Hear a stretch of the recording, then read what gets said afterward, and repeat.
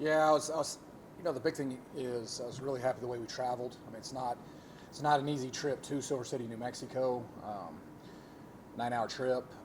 We kind of challenged our kids all week to, handle the trip.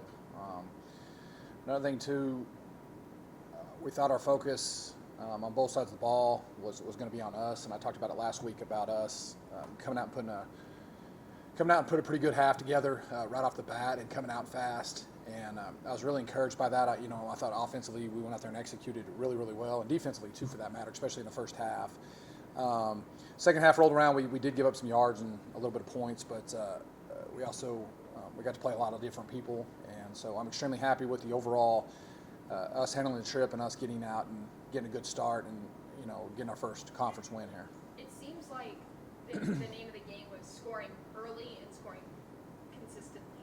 You guys were putting up points very quickly, and that must have felt great for your offense to have that confidence kind of moving on through the game. Sure, I think that as we've progressed here in these 3 games, I really believe that we've had we have a lot of new faces on offense, and just getting to know each other and getting out there with getting those game reps is important. I thought, in each week we've gotten better offensively as well as defensively. However, I think we'll continue to do that. Our young men are starting to get our receivers are starting to get comfortable with RJ, and vice versa. And so, it just takes a little time, but I feel really good about where our offense is at. When you get guys, PT like that at the end of the game like that, how cool is it to see guys play and see different things? Sure, it's great, and those snaps at the end of the game are valuable, right? I mean, those are game reps that everybody got to play, and we got to work another quarterback, and those are valuable reps for young men that don't necessarily get those reps all the time. Sean Johnson, you used as a wide receiver at one point, and he ended up scoring a touchdown. Sure. Talk a little bit about that.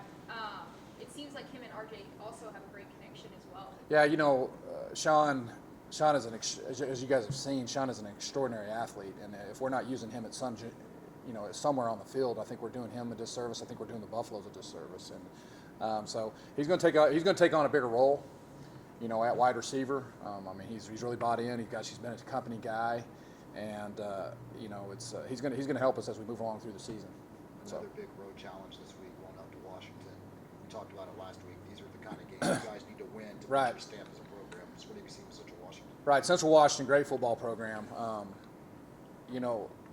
With Central Washington, they do a good job. They lost a good amount of players, especially on their offense and defensive front from last year.